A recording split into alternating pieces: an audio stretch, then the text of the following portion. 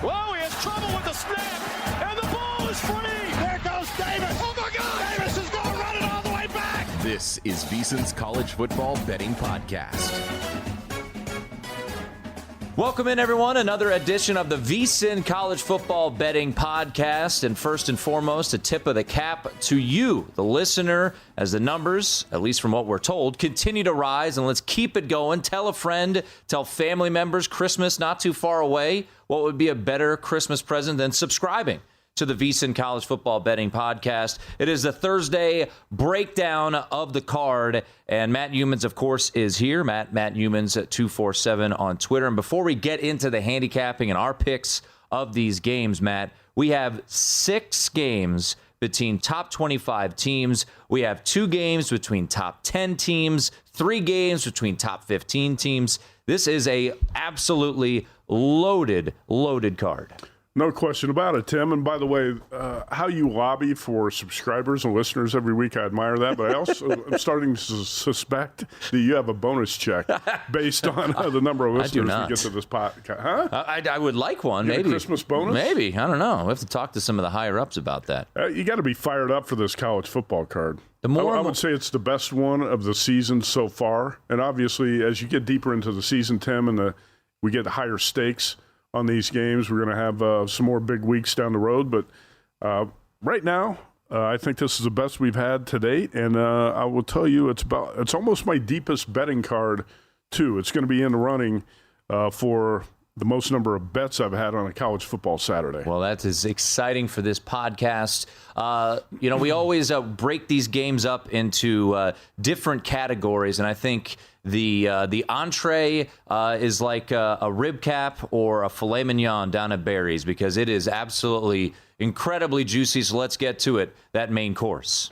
The main course. All right, we'll start where College Game Day will be, Matt Youmans. It'll be in Rocky Top.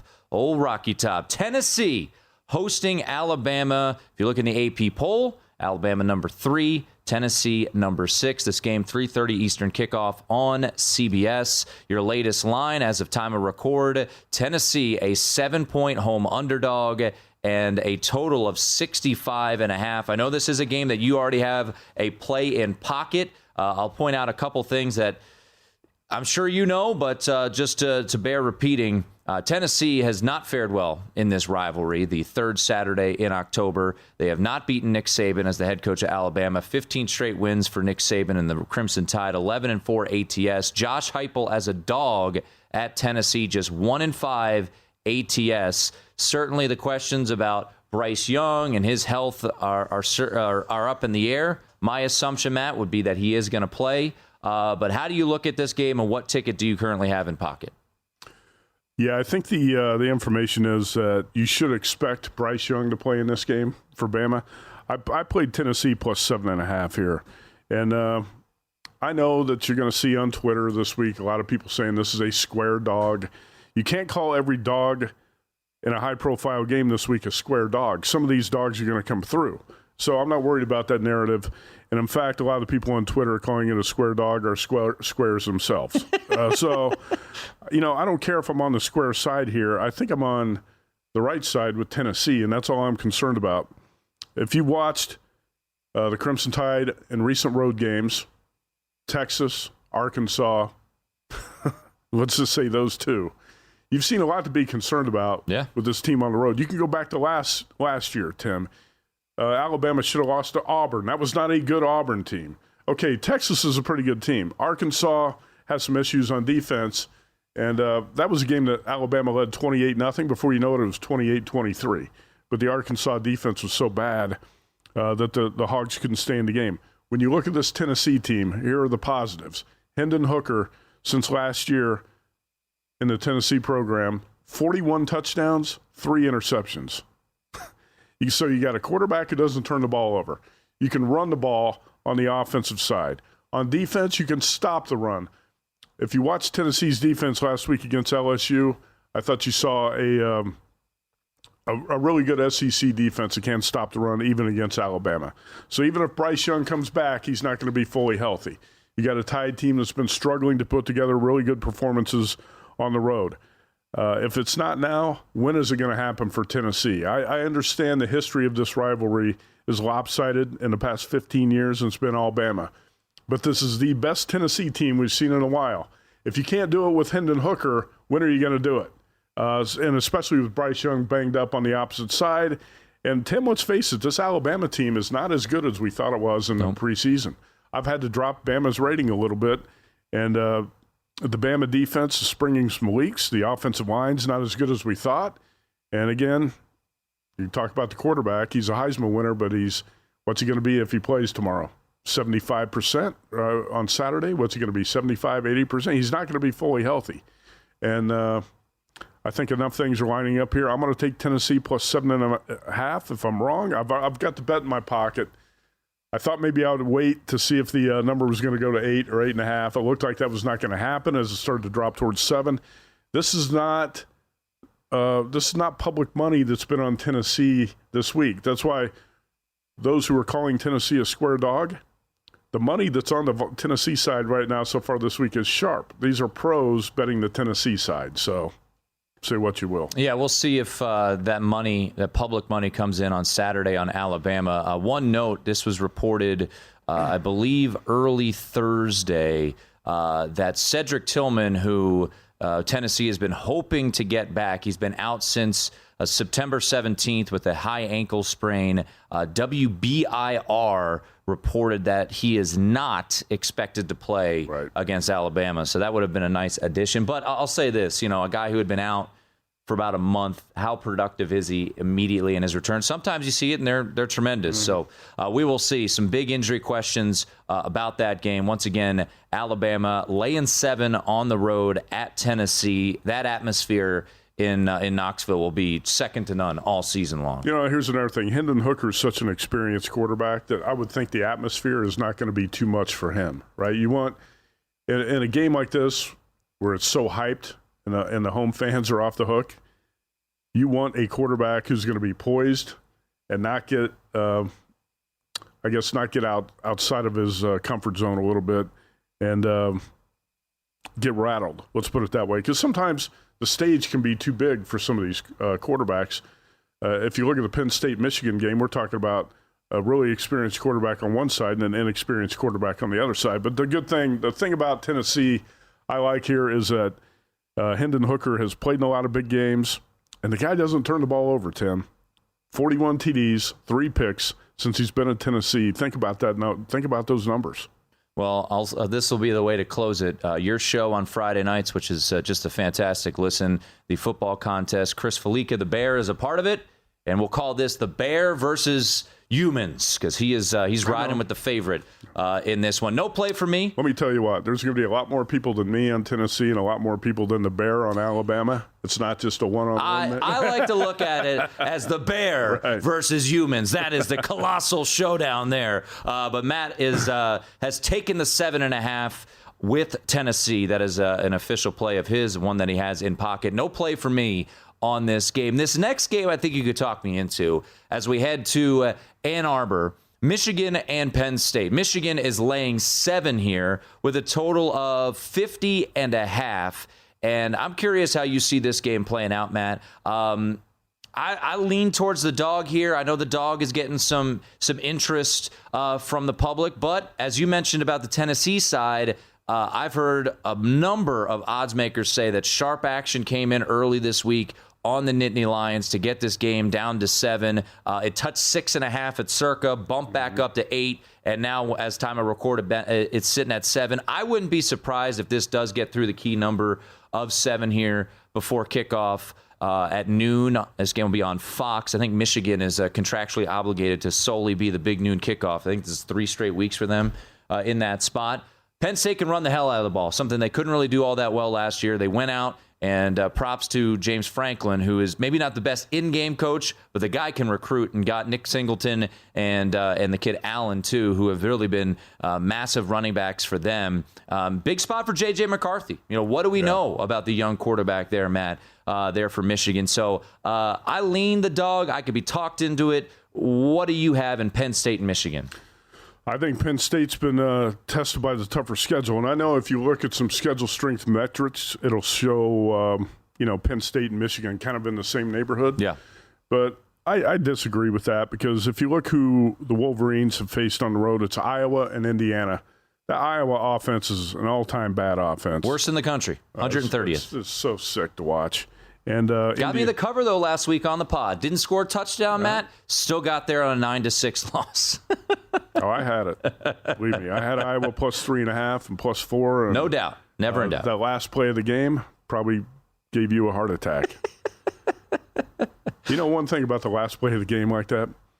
Does anybody ever score throwing the ball back towards the end zone? No, never. Throw it deep down the field. You might get a PI call. You might get a batted ball where a guy picks it out of the air and the receiver runs it. Appalachian State earlier this year. Stop throwing pitches back toward the end zone. That never works.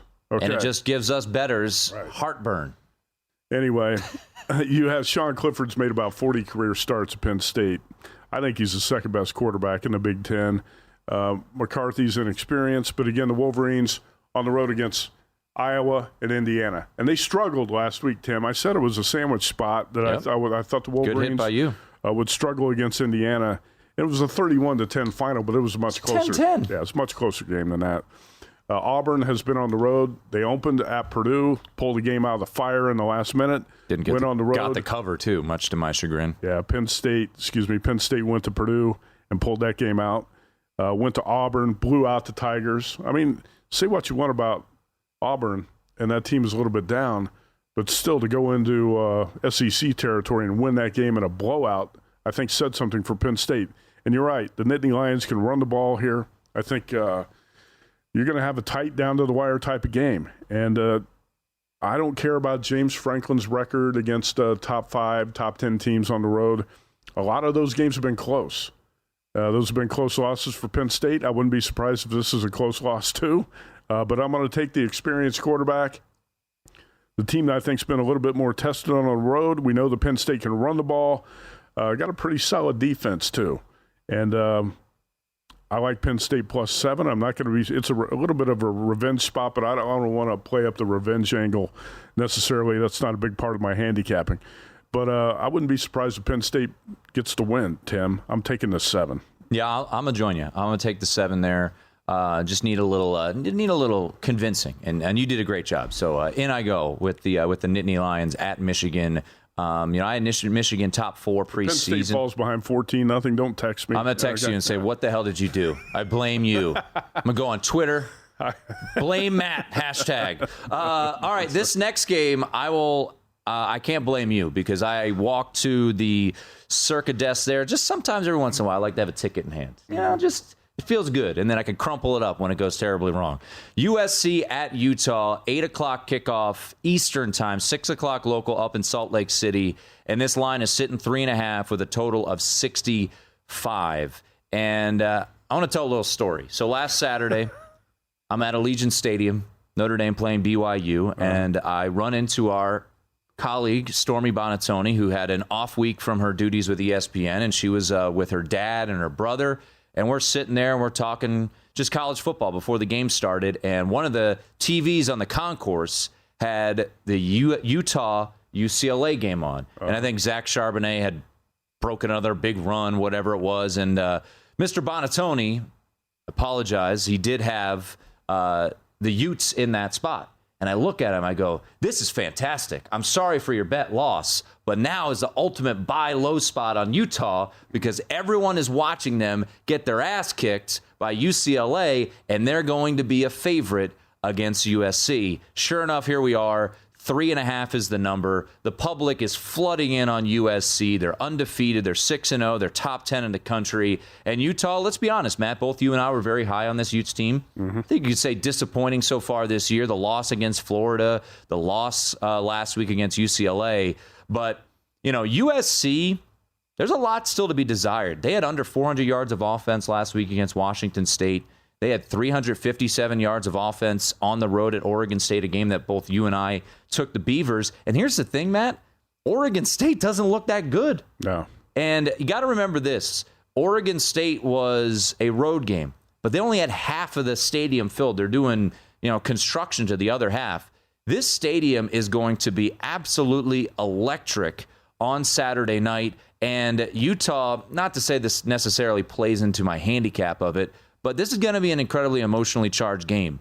They lost 2 teammates last year, tragically, and they're honoring both of them. They have their faces on both sides of the helmets. I just think this is going to be a juiced-up atmosphere. I don't want to lay the 3.5, so like last week with Notre Dame BYU, I could have laid the 3.5. It would have come home, but I took the safe route. I'm laying the juice. I took minus 160 on the Utes on the money line. Yeah, last week I texted you about that Notre Dame game. I played the Irish on the money line too, and sometimes it's better for your peace of mind too when you don't have that 3.5 hanging out there and you're worried about the back door. Yeah. You were probably a lot more relaxed at Allegiant Stadium Saturday night. Very relaxed. You just needed Notre Dame to win that game straight up and not blow the backdoor cover, right? Yeah, it helped. It helped. I won't lie. I don't. What you said there, your quote. I don't like to lay the 3.5. I never want to lay 3.5 in a football game ever. Okay, so I will buy this to 3. I will bet money line, whatever. I'm on the Utah side here, and I was on UCLA last week against Utah. Mm-hmm. So even though the Utes have been a little disappointing, and like you said, we hyped up this team all off season, the 2 losses are not stunning. Utah lost at the Swamp to Florida in a game that went down to the wire. Cameron Rising threw an interception. One bad decision, threw an interception basically on the last play of the game. The Utes went to the Rose Bowl last week, ran into a UCLA team that's hot right now. Dorian Thompson-Robinson's got that offense playing great. I'm not surprised that UCLA beat Utah last week. I will be surprised if USC goes to Salt Lake City and wins this game.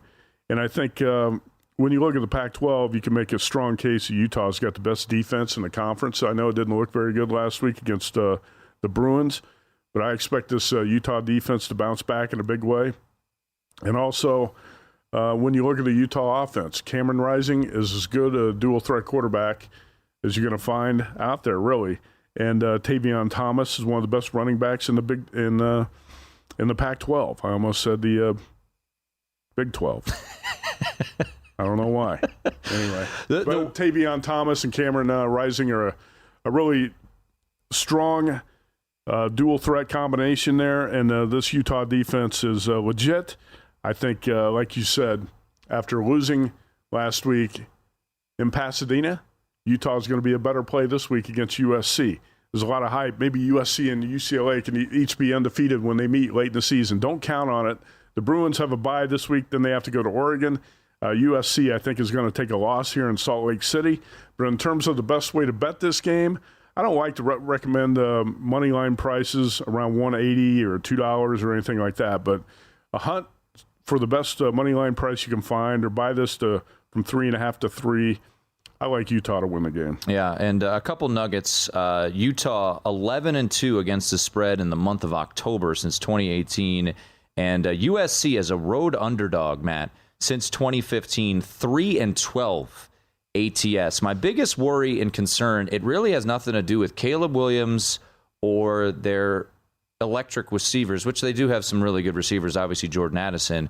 I think Clark Phillips, who might be a first-round pick, Utah's corner, I don't know if he'll lock him down, but I think he'll do a good job there. My worry is the running situation, stopping the run, that is. Zach Charbonnet, I mentioned him, 198 yards last week for the Bruins. Travis Dye, the Oregon transfer, has been phenomenal for USC. He's at 100 yards in 4 of his last 5 games. He is what worries me the most here about Utah, but I do think they win this game, do the Utes. If you're wondering about weather, I did reach out to a meteorologist, and unfortunately, I was hoping for really cold weather, make those Southern Cal guys a little uneasy, but 67 at kickoff, wind under 10 miles per hour, temps in the upper 50 toward game's end. So no concerns about the weather. Should actually be a perfect day up there in Salt Lake City. But I'm on the money line. Maybe not an official play for the pod because, like you said, at minus 160, I don't like recommending those types of prices. 160 is not too bad. That's what we have up here at Circa right now. Is that what you have in your pocket? That's what I have in pocket, 160. Yeah. All right, last one of the main course, Matt, another top 15 matchup. Oklahoma State at number 13 TCU. The Pokes, number 8 in the country. And once again, another line that makes you go, Oklahoma State, top 10 in the country, undefeated. And yet they're a dog at TCU. We've seen movement towards the Horned Frogs in this spot. My worry about TCU in this spot, I was on TCU last week here on the show. Fortunate to get that home. We got there. If you had the 6.5 earlier in the week and at time I recorded the pod, is this team going to run out of gas? Because it was Oklahoma 2 weeks ago. It was Kansas last week. Now they're back at home. But I'll be honest, Matt, the Pokes haven't really impressed me all that much this year. And they're a team that can be got defensively. Texas Tech really had not many issues with a third-string quarterback last week against them. And, Spencer Sanders has been there for, feels like a decade as the quarterback of Oklahoma State. But I don't really like either side. I lean towards maybe taking TCU in some sort of money line parlay. I'll point this out before tossing it to you. Mike Gundy is 15-4-1 ATS against ranked teams since 2018, and 16-4 as a dog ATS since 2016, 12-2 since 2018. Gundy thrives in this role. That's what certainly makes me nervous about laying 4 here, but I really do like this TCU team. I like this TCU team as well, and I think you pretty much said it all about this game. When I look at it, I'm not going to waste time here because when I looked at it, I was making strong cases for each side, and I don't have a strong opinion on it, so I'm going to pass. All right. I know that I talked to Chris the Bear Felica, Stanford Steve, a couple of guys I know you follow their podcast every week. Both those guys are on the TCU side for what it's worth. I'll say this, and we'll get to the other game here in just a little bit. I do think if you want a plus money, but not too crazy money line parlay, I think TCU is a capable dance partner. I do think they should win this game. It's a high price, so we'll see if we get home there. So there you have it. Hope you enjoyed the main course. Let's get to those spicy matchups. Spicy matchups. All right, Matt, this is one of those lines that makes you scratch your head a little bit. Clemson seems to have figured something out, right? They're playing much better, and yet they're only a 3.5-point favorite on the road at Florida State. It's a night game at Doak Campbell, number 4 Clemson at Florida State. I saw one person say on Twitter that it's a buy low opportunity on Clemson. Yeah. I don't know if that makes sense considering they're undefeated, top 5 in the country, and I think they've covered their last 3 games. So I don't know if it's a buy low opportunity on the Tigers, but this is a short line. And, I heard some odds makers say that sharp money was coming in on Florida State earlier this week. I lean a little bit towards the Noles here, just a night game. This is a desperate spot, it seems, for Mike Norvell and the Florida State Seminoles. They've lost 2 in a row after thinking maybe things are back on track. So anything in Clemson, Florida State? It just seems like that Clemson is going to get clipped by somebody somewhere, right? Yeah. This is not a dominant Clemson team like we've seen in recent years, and it wouldn't surprise you or me or anybody. It shouldn't if Clemson gets upset in this spot. But Tim, I kind of feel like the number, if you could lay 3 with Clemson, is cheap in Tallahassee. And I'm not completely sold on this Florida State team. Talked about that a couple times. So as of right now, this game's going to be a pass for me. I have not bet this game. Leaning towards Florida State, but I have not bet this game. Florida State 3-0 ATS against top 10 teams since the start of the 2020 season.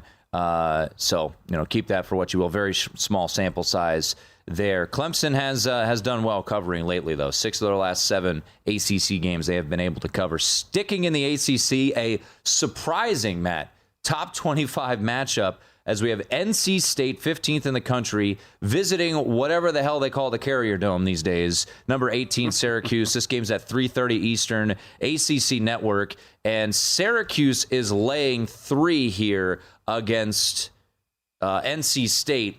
And there are some 3.5 starting to pop up. It's a low total of 42. Why is Syracuse favored? From all accounts, it certainly seems that Devin Leary, the starting quarterback for NC State, will not play in this game. So Matt, any play in this one for you? Yeah, I do have a play. I bet Syracuse -3. And I think Syracuse is also a team that's been a little bit fortunate to get where it is. Currently, that win against Purdue, that last second, that crazy finish in that game, that had a lot to do with the officials. Virginia game? This Purdue-Syracuse game had a lot to do with the officials putting the orange in the win column, but that happens. I think Purdue kind of benefited the other way. last week against Maryland. So that canceled out or kind of canceled things out for that team. Syracuse, right now, I played at -3 because I read Dave Doran's comments early in the week when he was talking about Devin Leary, and he said he could be back this week. He could be out 6 weeks. If you say a guy could be out 6 weeks, I got to think he's not playing. He's not playing. Week. No. Devin Leary's play has not been up to last season's standards. He had 35 TDs, 5 picks. I thought he was going to be an elite quarterback in college football this season. Hasn't been the case, but you take him out, Tim, and this NC State team, I think, is pedestrian. Like I said, Syracuse is going to get humbled at some point. I don't think it's this week. I'm surprised to see this number sitting out there at 3 right now. So, yeah, I did lay the 3 with the orange. And, by the way, it's called the JMA Wireless Dome. Oh, I had of to course. look that up, yeah. Rolls right off the tongue. Syracuse. 5 years later, it'll be called something else. Syracuse plays Clemson next week on the road. How about this stretch for Syracuse here? Syracuse currently undefeated, top 20 in the country. And their next stretch, Matt, it is after, playing the likes of Wagner 2 weeks ago. By the way, also situationally very good for Syracuse coming off a bye heading into this game. But it's at Clemson, home to Notre Dame, at Pitt, home to Florida State, at Wake Forest after this game. It's a little bit tougher. A little challenging there for the Cuse. Let's pump the brakes on expecting the Cuse to be in the college football playoff. That's not happening. Yeah, I don't think that's going to happen. All right, let's head to Kentucky, Lexington, Kentucky. That is 7:30 Eastern. This game on the SEC Network. Will Levis is expected to be back. That was Stoops' remarks. Said he was hopeful, barring any setbacks, that Will Levis will be back. Of course, Kentucky without Will Levis was a disaster last week, getting blown out by South Carolina. Mississippi State, boy, have they been impressive. You were on LSU a couple weeks back against Mississippi State, and that's been their only blemish. I rode with Mississippi State 2 weeks ago against Texas A&M, and they continue to impress. Blew out Arkansas last week. So Mississippi State, a 4-point road favorite here against Kentucky. Night spot. Is this, Clemson, maybe not a buy low opportunity, but is this a buy low opportunity for Kentucky? They always seem to thrive in that underdog role, especially with a guy like Stoops. Yeah, I think you could be onto something here. I lean Kentucky a little bit here, but you kind of look back at that Mississippi State LSU game and say, how the hell did LSU outscore Mississippi State 31-3? Yeah. Fell behind 13-0, won the game 31-16. That's a great win on LSU's resume, and it really doesn't make a lot of sense.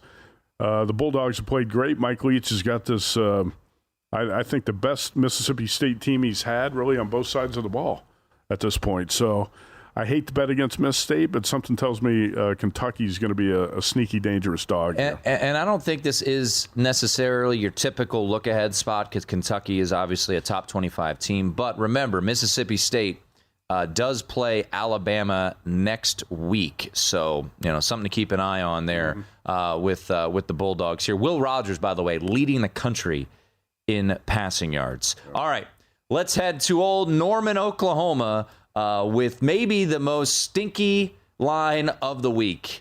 0-3 in Big Ten play. They have been outscored. I have somewhere in my notes how much they've been outscored. Here we go. By 21, by 5, and by 40, by 7, by 31, and by 49, Matt. They have not covered the spread by 5 touchdowns in their 3 Big 10 games or Big 12 games. But yet, Oklahoma finds themselves as an 8.5 or 9-point favorite. I've read countless accounts on websites saying, I don't know how Oklahoma is a favorite.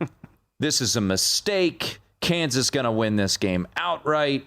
And maybe they will. And maybe the public will enjoy a beautiful steak dinner. I'm on Oklahoma here. I don't know if it can get any worse. Brent Venables is feeling the heat. It could be one and done if things continue to spiral downward here. You were fading Oklahoma preseason, but there could not be a lower buy spot than this weekend for Oklahoma. And if they can't figure out a way to win this game, I mean, Lord knows. And this isn't a knock on Kansas, who, by the way, Jalen Daniels reports said that he would be out for the year. Then Lance Leipold came out with a picture of Jalen Daniels raising both shoulders up in the air. And Jalen Daniels said, news to me. I don't think he's playing this week. Maybe he plays at some point this year. I don't think he's playing this week, Matt. I think this is a spot where you're going to see an Oklahoma team fully engaged. Brent Venables called out his team this week. They just got blown out by their arch rival Texas 49-0. So I just think this is a spot where, if not now, when? And I feel like Oklahoma is going to give it their best shot. Remember, Dylan Gabriel didn't play last week. From all accounts, he will be a go this week. So I laid 8.5 with Oklahoma. Would have loved to get 7. I know that was out there early in the week. But I think Oklahoma is a team that takes care of business here on Saturday against Kansas. A Kansas team that is on the closing number, Matt, 5-0-1 ATS. But something that you pointed out, I forget which game it was. I think it was Tennessee, Florida. Mm-hmm. So the stats have been thrown out there, and they're correct. Kansas has covered 4 of their last 5 games against Oklahoma. Would you like to know the spreads of those 5 games, Matt? Yeah. 38, 38, 33, 34, 39. And now it's 9. So we have seen a change from 38 last year at home to 9 on the road. Oklahoma has better players. Kansas is starting their backup quarterback, Jason Bean.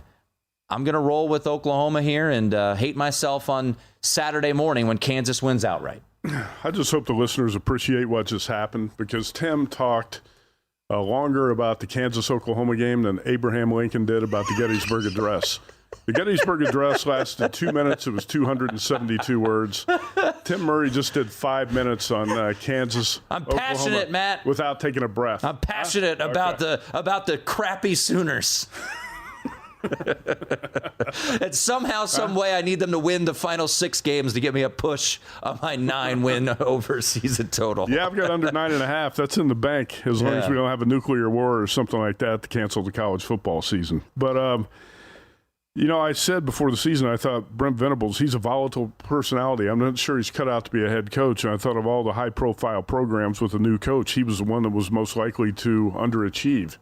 And we're seeing that happen here. But the Dylan Gabriel injury has, something to do with that too. When you lose your quarterback like that, sometimes the wheels can fall off, and that's what's happened here for the Sooners. Schooner, which never got out of park last week. Didn't even have 200 yards of offense. Didn't get the move. The Schooner sat there the whole time.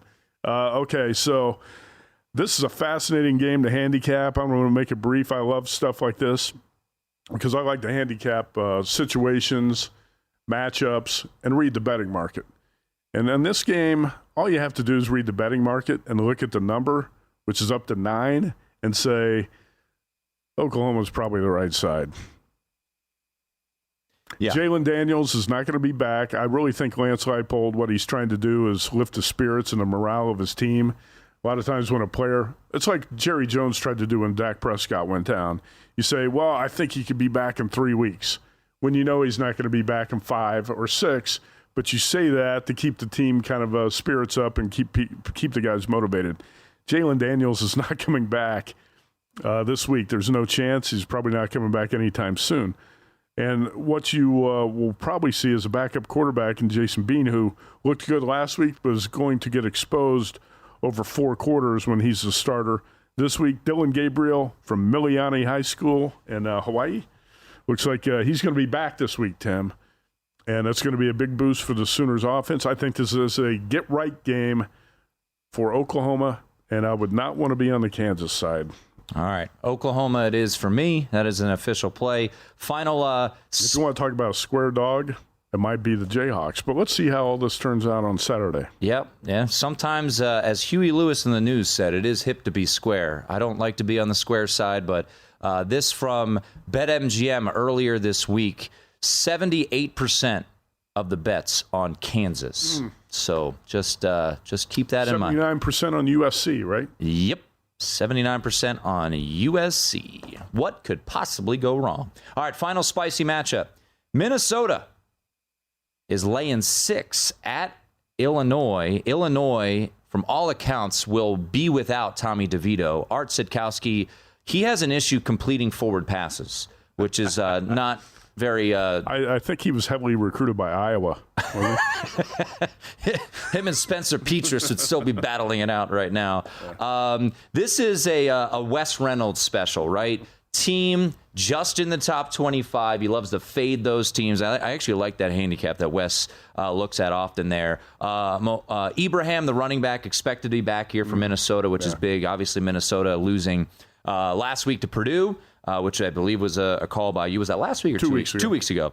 So we got Minnesota here in this spot. It's a big number, and I just kind of put it into my app here. Minnesota is a team that I think I would pair with Oklahoma. Get a minus 117 money line parlay. I think Minnesota wins this game, but it's a really low total, so it makes me a little worried to lay that number. But I think Illinois. Look, we faded them last week. Maybe fortunate to get that cover, but they're a good team. They're much improved, but I think Minnesota is a good spot for them. Yeah, Minnesota off the bye, like you said, off the loss to Purdue before the bye, and I think that this is a much better situation for the Gophers. Illinois, without DeVito, is going to – it's no secret what the Illini want to do here offensively, so it should be pretty easy to shut it down, right? I think I'm not going to play the side here. I can understand certainly why Minnesota is a 6.5 point favorite. I would lean the favorite, and I would also say lean under the total of 40. Yeah. All right, let's get to some games that are a little off the radar. Off the radar. All right, there's a top 25 team here. And you know that I love situational spots. You like situational spots as well. I think this is a really tricky spot. Now, following this team 2 weeks ago made me want to rip my hair out of my skull. But I'm going to do it again because I like pain. I took the points with Iowa State. I took the 17. I think 16.5 is out there right now. See if it gets to 17. It might get there on Saturday. But I'm on the Cyclones here against Texas. I think this is a really tricky spot for Texas here, Matt, coming off of the most points they've ever scored in school history against Oklahoma, the biggest win they've ever had against Oklahoma. And then you also have to remember, they have Oklahoma State next week, too, in a huge showdown. Oklahoma State, as of right now, is a top 10 team, even though we think they might fall on Saturday to TCU. Iowa State is terrible offensively, but they're pretty darn good defensively. They're a top 15 in total defense. You look at what they've been able to do, slowing teams down. Kansas had, 28 yards in the second half. And then Matt Campbell is really, really good in the underdog role. 21-13-1 ATS as an underdog and 9-2 ATS. I saw ESPN point this one out as a double-digit underdog, 9-2 ATS. So this is kind of a hold on to your butt special. I think I saw Reese Davis say on his podcast this week that Texas is going to go on a run, and all the talk this week was about, hey, if Texas doesn't lose Quinn Ewers, there may be a playoff team. You could be right. Texas has looked pretty darn impressive with Quinn Ewers as quarterback. I think this is a weird spot. I think this is a tricky spot. I think they're getting a lot of hype, and I'm going to go ahead and take the points with the Cyclones here as a big dog in a sleepy spot, 11 a.m. local kick on Saturday. Yeah, this has all the makings of a letdown spot for the Longhorns, and I agree with you. Actually, I walked in here today, and John Goulet, an executive here at VSiN, said, what do you think about Iowa State? I said, well, I like that play a lot if you can get 17. Right now it's at circa 16.5. And who knows, these numbers run sometimes on Saturdays. If you can still get 17, I would grab it here with the Cyclones. You already did that, right? I did, You yes. bet that? Mm-hmm. All right, so on top of everything else, when I was thinking about this Iowa State game and I saw it 17 early in the week, I wrote this down as a play I wanted to make. I did not bet this yet. So I'm hoping the 17 resurfaces, but I'm going to try to do everything I can here to get on the Iowa State side at a good number. I recalled the game a couple of weeks ago when Tim Murray was on Iowa State and all the text messages he sent me out of frustration. He was... What are you talking about, Matt? I'm very calm and aggravated, collected. Annoyed, everything you can think of as he watched. They were a favorite, though, in that game, Matt. They were a favorite and missed 2 field goals off the upright. As he watched the Iowa State-Kansas game, it was driving him nuts, okay? If you bet Iowa State last week against Kansas State, it probably drove you nuts. Yeah. This has got to be the payoff on the Cyclones. Let's go. I do like the Iowa State side here getting the points. Not only is it a letdown, a little bit of a letdown spot for the Longhorns. Look at how Iowa State's played Texas in the last 5 years. 1-3 in a row. Matt Campbell does actually, I pay attention to these conference trends. Last year, Iowa State beat Texas 30-7. Previous year, 23-20, Iowa State. 2019, Iowa State 23-21. 2018, a 14-point loss in Austin. 2017, Iowa State lost by 10. So we don't have any blowout losses here. We got 5 consecutive close games. The last 3 won by the Cyclones. I like the dog here. All right. Iowa State it is. Hopefully we get to 17 for everyone on the pod. I wrote it up for the vsin.com picks section. I did have to give out 16 there. So this hopefully might be one of those games you want to bet and not watch, too. Yeah, that might be might have a kid's soccer game to go to early in the game. All right, we'll try to rifle through a couple more off-the-radar games, Matt. LSU at Florida. Right now, Florida laying 2.5 at home. This will be a night game at the Swamp. LSU coming off just a butt-whooping at the hands of Tennessee last week. So what do you see in this one? Florida, we talked about it last week, and I owe you kudos because I was going to give out Florida just as a straight favorite. You're like, maybe pair them with someone.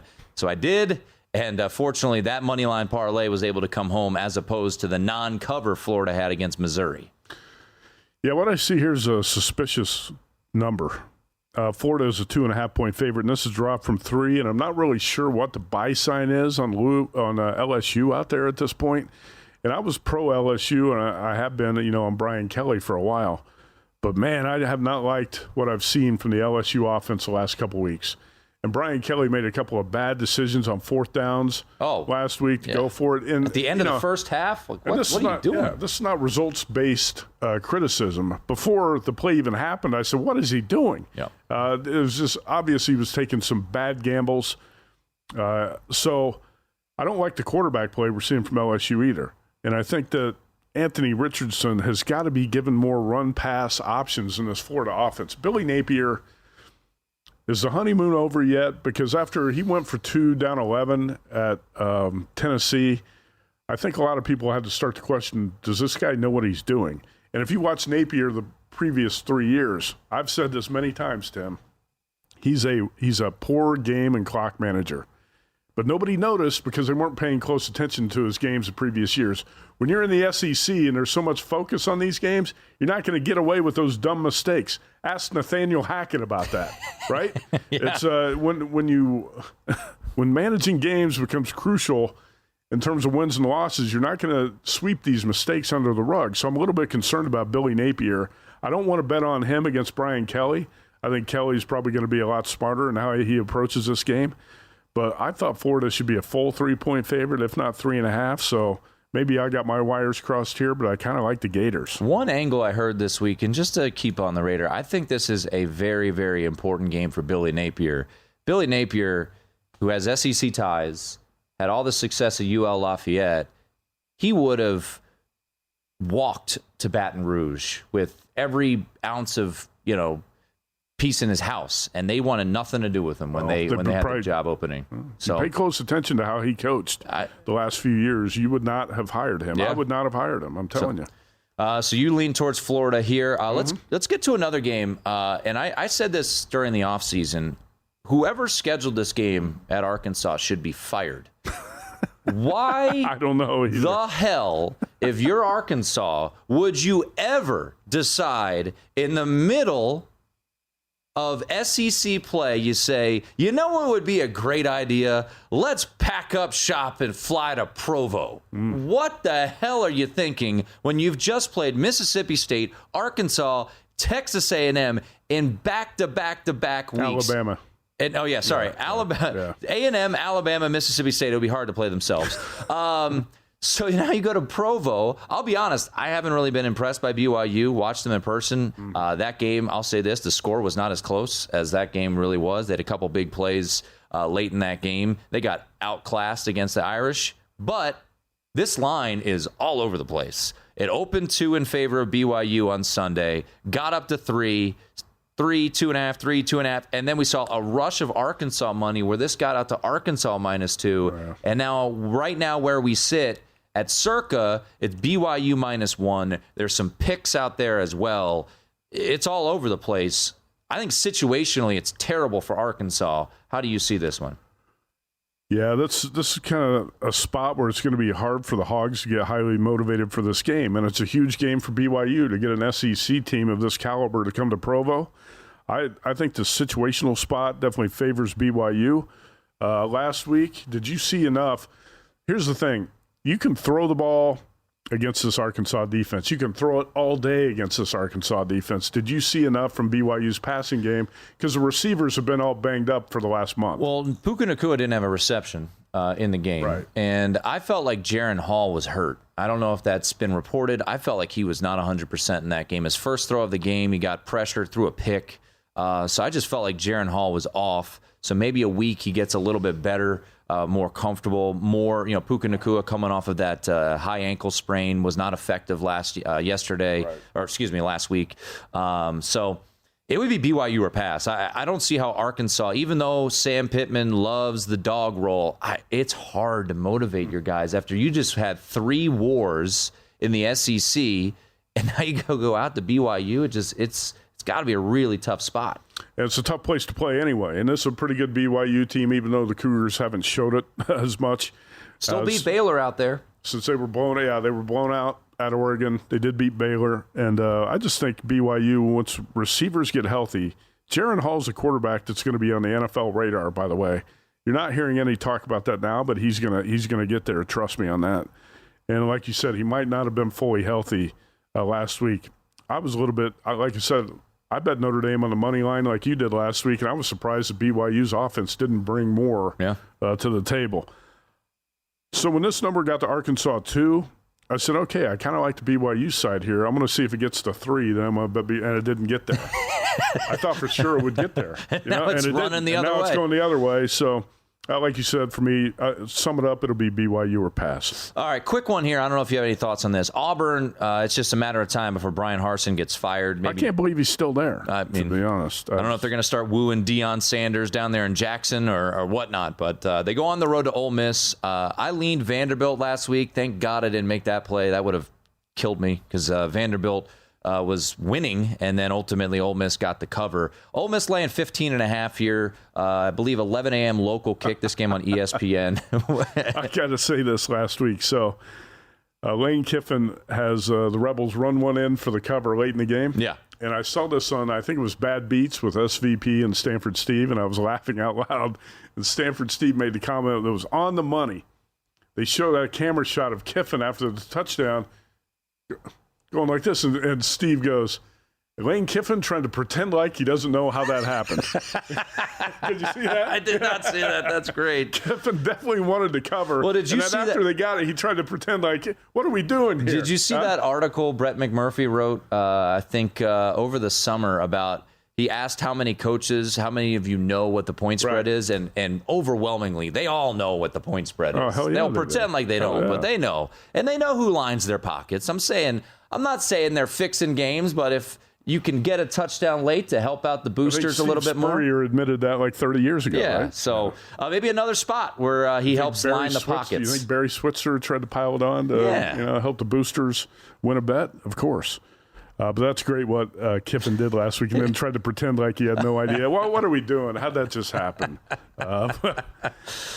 I have nothing in this game, so Matt. I think I don't have a play here. I can't believe that Harsin's still the coach. I've got to think that if he does get fired the next week, you might want to look to play Auburn.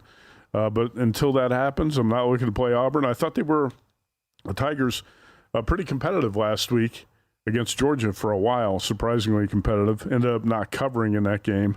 But your point about Deion Sanders, I think, is something maybe for a different podcast. But I'm surprised that Florida State did not hire him because I think Deion is going to be a big-time success when he does get a job. And you can obviously pinpoint a couple of potential negative factors if you hire a guy like Deion. But I think the positives far outweigh the negatives. He's going to recruit like a monster.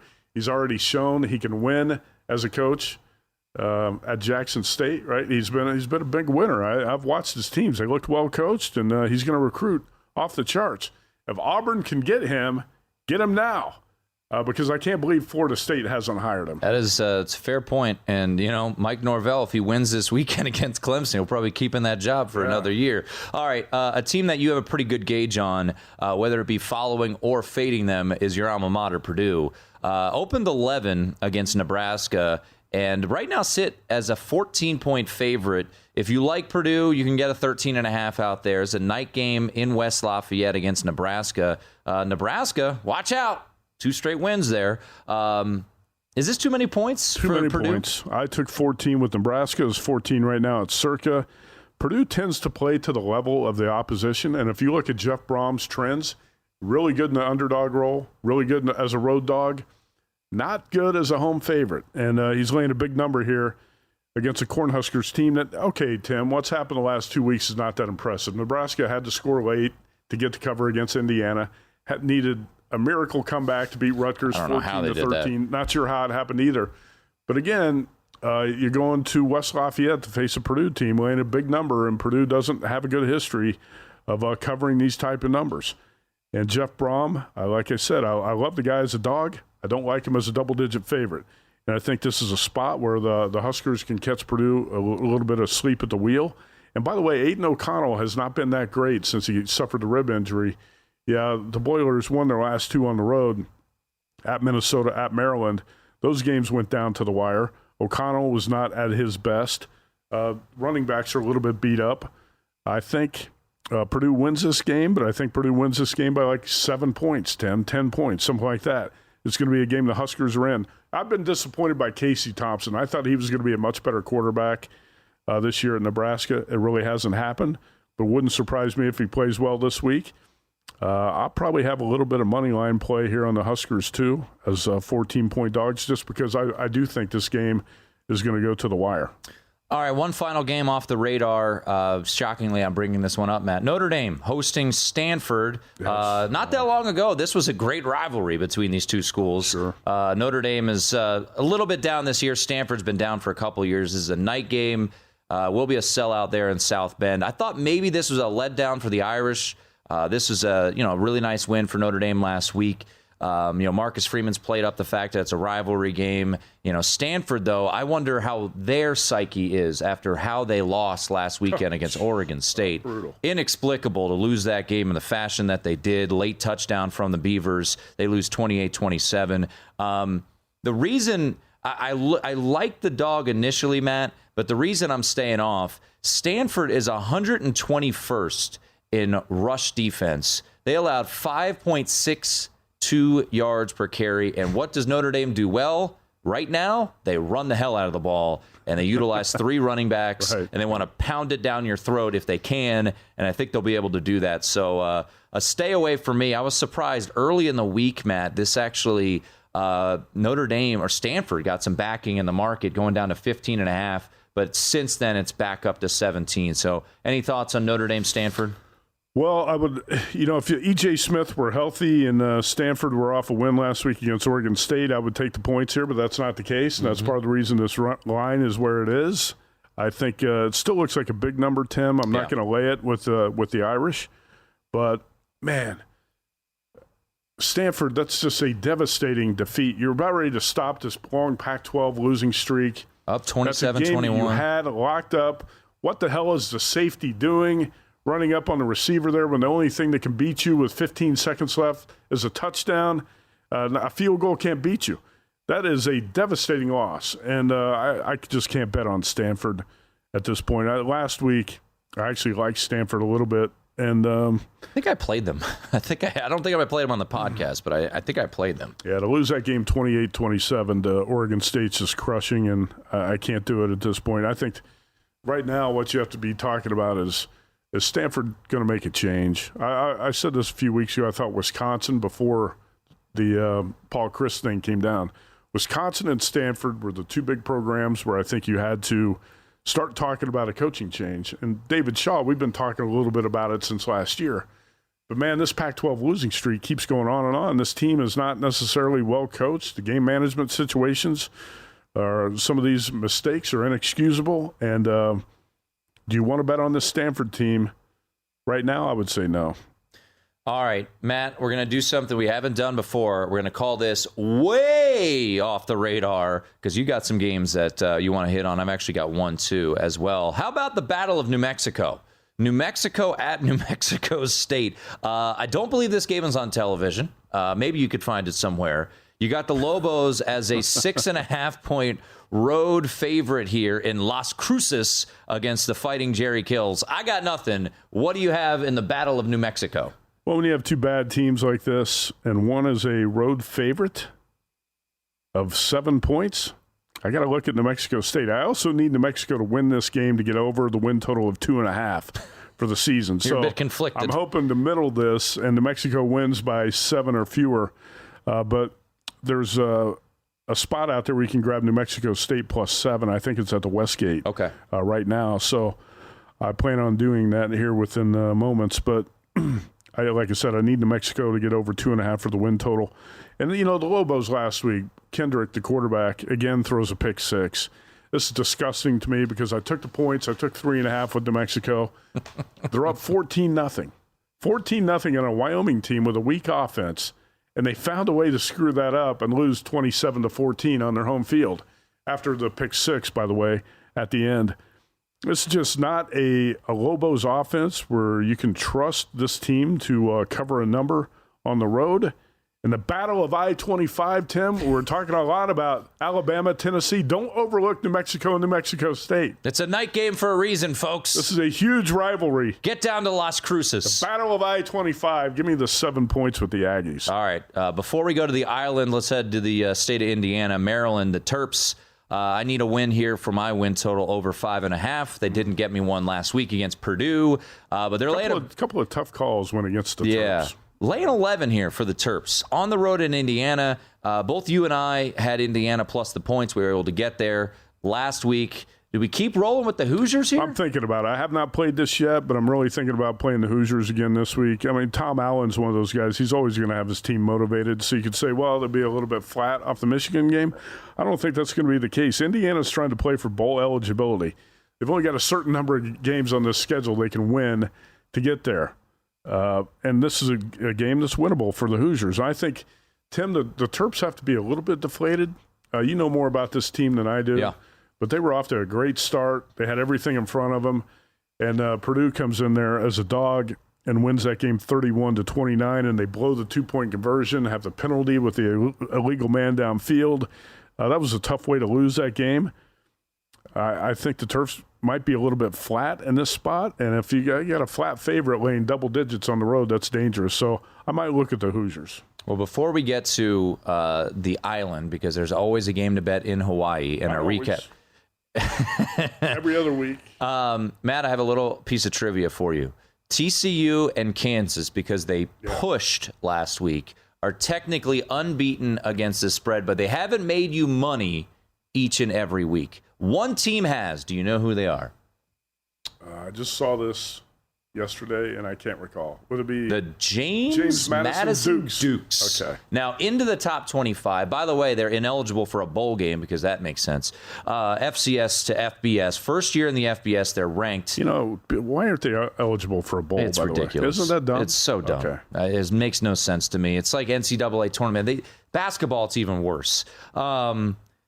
I'm going to take a little flyer on Georgia Southern here, plus the 11.5. Obviously, Georgia Southern got all of their hubbub over their win over Nebraska when they threw for 1,000,000 yards. They've lost 2 straight in conference play.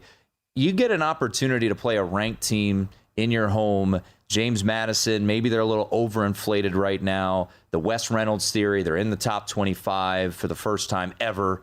I'm going to take the points here with Georgia Southern, plus the 11.5 against the Dukes. Okay. And that leads us to maybe the creme de la creme. Forget Tennessee, Alabama. Forget Penn State, Michigan. New Mexico State. Forget New Mexico State, Matt. Midnight Eastern. Nevada at Hawaii. Nevada laying 6.5. Hawaii, by the way, heartbreaking loss last week against San Diego State. How about that? Hawaii, a 24-point dog. Should have won the game. Lost on a field goal with 7 seconds to go. 24-point dog at San Diego State. I think we're seeing a little bit of improvement from this Hawaii offense. Actually, Braden Schrager's back in at quarterback. He's had a couple of decent games in a row. Dedrick Parsons rushed for 139 total yards in the last 2. He's a good running back.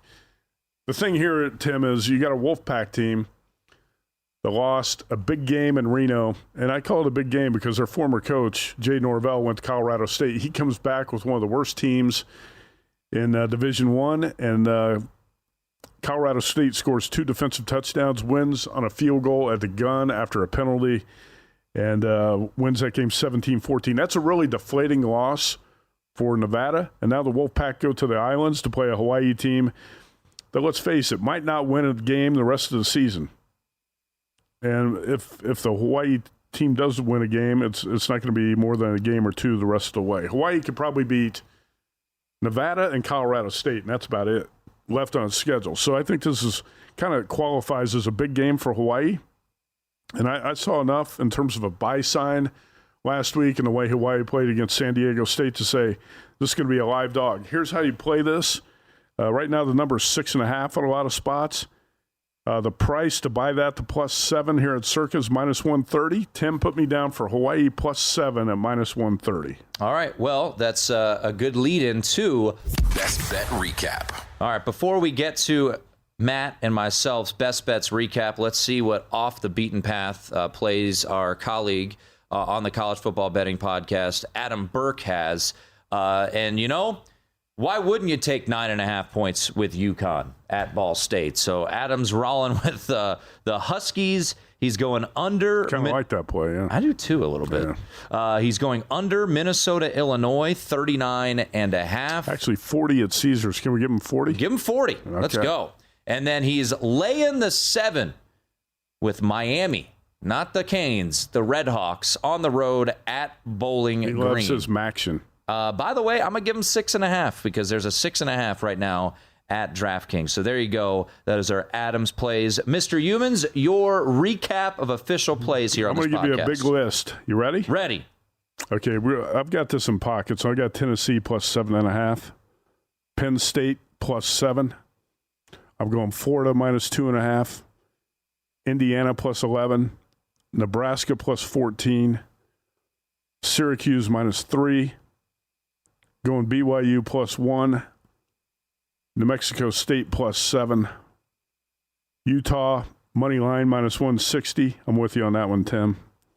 We're going Hawaii +7 at -130, and Iowa State 16.5 or 17. I'm trying to get 17 on that game. All right. I'll echo a couple of those. Iowa State, I'm in on that one. Right now, 16.5. Let's hope for 17. I'll still play it at 16.5, maybe a little smaller, but I did grab 17 earlier this week. Oklahoma, -8.5. Penn State, +7. I'm joining Matt on that. He convinced me. Georgia Southern, +11.5. And I'm going to do a moneyline parlay, Minnesota and TCU at +120. TCU, Minnesota, moneyline parlay at +120. All right, that's going to do it. Follow Matt on Twitter, at Matt Youmans 247. You can follow me there as well, at Tim Murray. We will be back in your feed on Sunday with the Lines Revealed show hosted by Jonathan Von Tobel. Once again, rate, review, subscribe, tell a friend, tell your family about the VSiN College Football Betting Podcast. Let's get ourselves some winners.